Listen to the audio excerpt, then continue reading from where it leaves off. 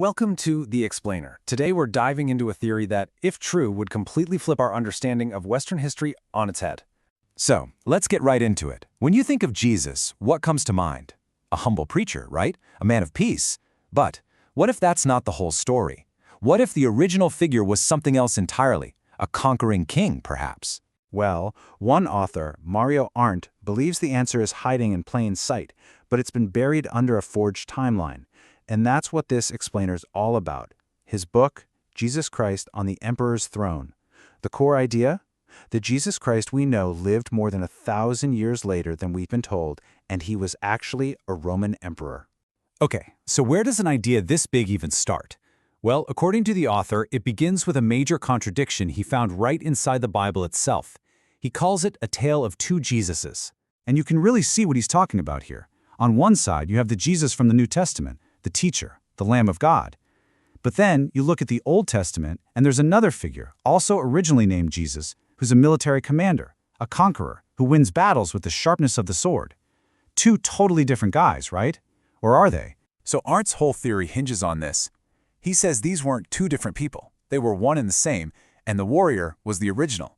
He even points to early Christian art, like this fresco from the Hosios Lucas Monastery, as proof. I mean, look at that. Does that look like a sacrificial victim to you, or a powerful, commanding ruler? So, you're probably asking, okay, if they were the same person, why are they separate now? Well, here's the key, according to the book. The separation was apparently intentional. It was a deliberate change made in the Latin Vulgate Bible, which became the official version for the Catholic Church. Only in that version was the warrior's name changed to Joshua, which we know as Joshua.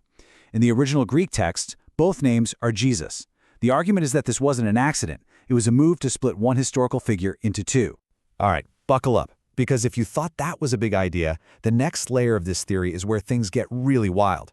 We're talking about hacking the entire historical timeline.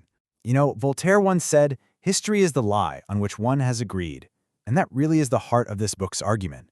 It's asking us to consider that maybe, just maybe, the history we've all been taught is just a story that powerful people agreed to tell. So how do you even begin to challenge all of recorded history? Well, Arndt claims he found a key. It's in an obscure medieval chronicle, and in this text, he finds a completely different date for the founding of Rome, which you have to understand is the anchor point for pretty much all of ancient history. And when you take that new founding date from the chronicle and you run the numbers, you don't land on year 1 for the birth of Christ. You land here, 1012 AD. Yeah, let that sink in.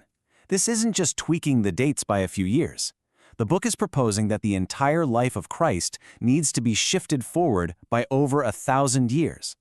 It's arguing that these events didn't happen in antiquity at all, but in the High Middle Ages. Okay, so this table breaks it down perfectly. Mainstream history says Rome was founded in 753 BC, but this chronicle says it was founded in 258 AS, which means Anno Salutis, in the year of salvation. So by starting from that new anchor point, the calculation basically shoves everything forward. Our year 1 AD gets pushed by 1010 years, landing squarely in 1012 AD. It's a fundamental rewrite of the clock. So this obviously leads to a huge question.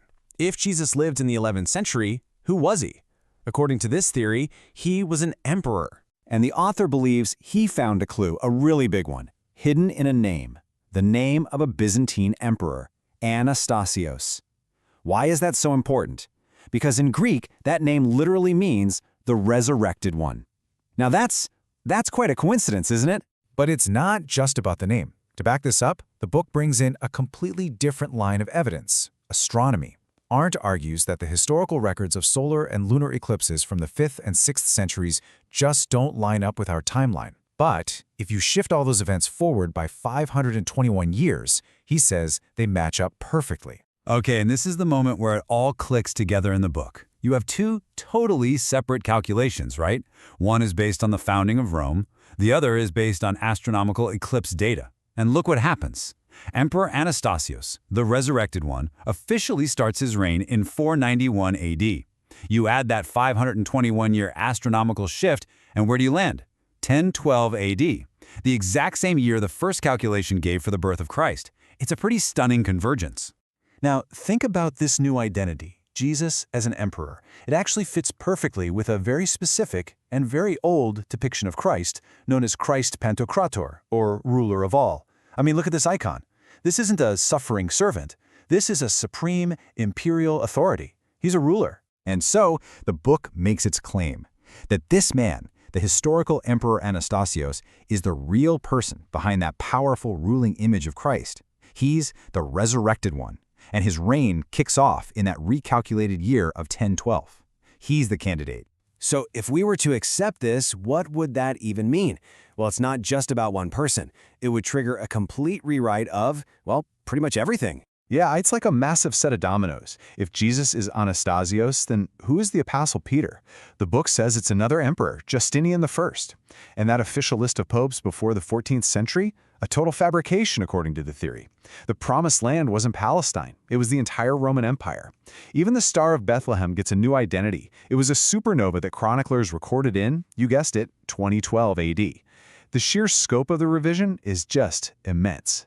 And so we end up right back where we started, with that quote from Voltaire. This theory, laid out in Mario Arndt's book, is a fundamental challenge to everything we think we know. It leaves you with a pretty massive question, doesn't it? What if the history we've all learned isn't the truth, but just the story we've all agreed to tell?